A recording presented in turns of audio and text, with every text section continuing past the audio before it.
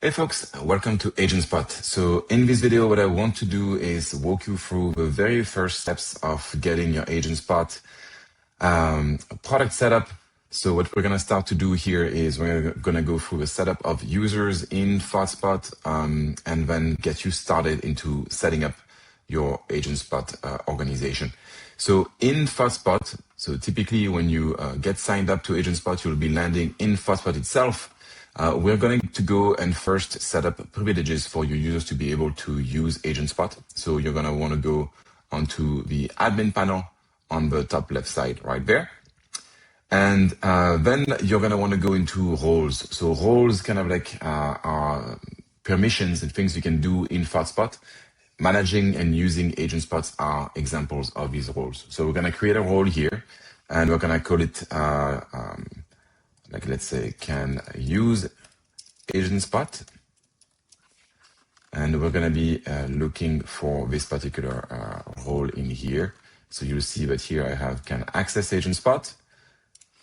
Just assign that role to that privilege to that role.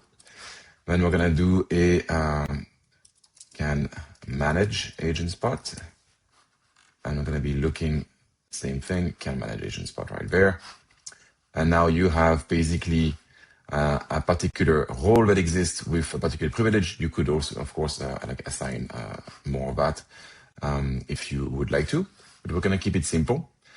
The second thing we're going to do here is we're going to create groups of users, right? And so groups of users, you'll see here, I will call that this AgentSpot standard users. And we're going to go and take a look and find the can use AgentSpot role, right? So I don't want these users to be able to manage AgentSpot. I just want them to be able to use it. We're going to go and get there. I'm going to give it the same name right there.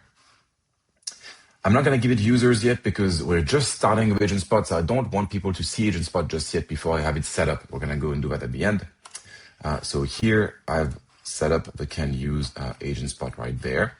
And then lastly, for myself or for all the other champions of agents inside of AgentSpot, I'm going to have a AgentSpot manager or admins. Here we go. And I'm going to go and find that role we just created, which is to manage AgentSpot. Give it here, and I'm going to give it to my users, right? So you'll go and save that in this particular case. Again, you'll see in ThoughtSpot, this is not the goal of this video, but you'll see that you can go and manage all your different users right from there. So you'll have access to user management from the ThoughtSpot UX including for AgentSpot users. Now let's go into the homepage. You'll notice that I'm missing right now this AgentSpot privilege. So if that's the case, you just need to refresh your browser and you'll see now that we've picked up the new privilege that you have, which is to access AgentSpot. And with this, we can get going. So let's actually jump into AgentSpot. So you'll see that I'm actually getting logged into now kind of like a walkthrough. This would be very useful for your first users. We're going to be going through other videos showing you how you can create agents and share them so people land with useful agent that makes sense for your organization right from the start. Or people might want to go and build agents themselves, right? For this, because we're admins, we're going to skip this. You'll see the landing page here has a bunch of controls with being able to see agents, create workflows. All of that stuff exists. We're going to go again in more details on that a bit later. What I want to do today is walk you through the admin settings. And with the admin settings, there's a few things that I want to go over as we discuss here. The first one is connectors. So as an admin, you'll have an access to, you'll see here about 60 connectors. By the time you see that video, we might have a lot more. So you'll see tons of different connectors that exist in here that should be filling your needs for folks that work in development, in design, in DevOps, Granola for meeting notes, marketing folks. The sky is the limit. You'll see here that we have a ton of connectors in here. What you want to do is that you want to see which connectors you want to make sure your end users will be able to use, right? So this is basically the admin screen for connectors. where you will govern which connectors can be accessed by your end users, right? So we don't want people to be able to just connect to Asana without you being okay with that connection being made in AgentSpot, right? So in other words, as an end user, if I'm looking outside of the admin setting and if I'm looking at my connector as an end user, right now, all I have is Google Workspace. Nothing else shows up for me because my admin has not enabled other connectors for me to be able to log into as an end user, right? So I'm gonna come in here, go back to the admin settings here and add a few more connectors. So here you'll see when I add Atlassian, for instance, we have pre-filled the server URL for you. We'll go into another video again where you might have to fill in more details. Maybe the MCP server will change if you're using, for instance, Salesforce or maybe HubSpot. You might have to provide client ID, client secret for this to work. Atlassian is a pretty straightforward one, so I can just go and add these connectors and register it, and I will be then good to go. Again, you can go and keep going down that list and add other things. For instance, let me go and add Slack in here. So we have a few connectors now, so let's just go through the flow. As an end user, you will want to be connecting to these. So now when I go into my connector screen, you'll notice that I have 3 connectors now, and none of them are connected for me as an end user, right? So the first step we just did is the admin decides which applications you want AgentSpot to connect to, and you want your users in AgentSpot to be able to connect to. The second step is that we'll need to authenticate as your end users, right? So we'll do an OAuth handshake. So if I come in here, you'll see screens that are pretty familiar to you. I'm gonna go choose the account I want to log in for Google. And in this case, just accept the scope that we're actually asking here. AgentSpot is a very powerful agentic platform, so we'll be able to come into your Google Drive, create files for you, get context from different files, help you schedule events, help you write emails and understand context of previous conversation for email. So you'll see a little bit the list of scopes and explanation for them. I'm just going to allow that for now. And similarly here in Atlassian, I'll go in and you'll see that every single tool will have a slightly different authentication mechanism. Here I'm okay at having it access my Jira and my Confluence pages. I'm going to approve it and it's going to log in here. You'll see that Atlassian MCP is going to be connecting in here to different items and let me know exactly what it will be doing.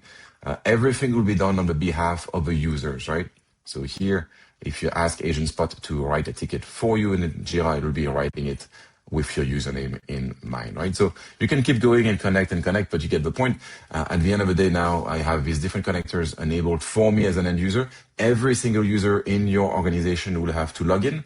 As a result, that also means they can only see objects in all these different apps that they have access to in the apps. They don't have access, so there's no leak of information through this. And when AgentSpot acts on these connectors, they will act on the behalf of the end user that has been logged in, right? So that's the key that we want to make sure that we cover here. Last thing that I want to cover is just a few more steps that you see here. Usage. So here you'll see there's not too much, obviously, but like you'll see that as you get more usage from your users, you'll be able to see a little bit adoption, understand who are your top users, the top agents being used. Very useful to understand a little bit which agents you might want to promote in your organization, and to see a little bit how much adoption you get of the product within your org. Users just showed you the users that exist in the system. Again, if you're trying to do user management, you will do it in the ThoughtSpot application right there. Audit log will let you see a little bit which actions have been done in the platform. So you'll be able to see things like, for instance, I've just connected to a few things. So you'll be able to see all the different actions. This is more for audit purposes. All right, so what we'll do is that in the next video, we're going to be covering org memory. Super important principle in AgentSpot to really ground your agent into context, rules of engagement, and so it behaves like your workforce and other super exciting things. What I want to do to wrap up this video really quickly is just to show a little bit of experience that you will have as a non-admin user. So again, before your non-admin users come in, we'll have other videos to kind of cover the flow. We should create a bunch of existing agents so that they have existing shared agent from you folks to be able to get a ton of value out of AgentSpot, and then obviously understand how to create their new agent.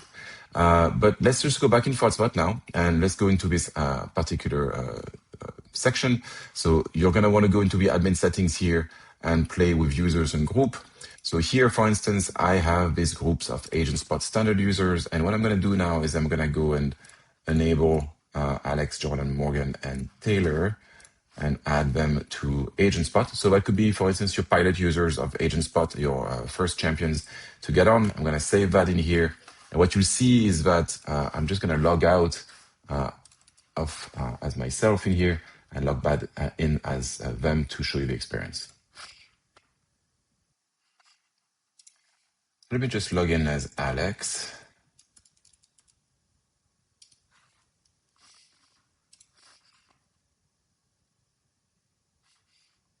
There we go. You'll see that I have access to AgentSpot here. Here we go. And you'll get the onboarding. And just to show you really quick, you'll notice that the admin setup is not here. And also importantly, you'll see the connectors, but you as an admin have enabled are here, but Alex has to sign up with their credentials into it. That's it.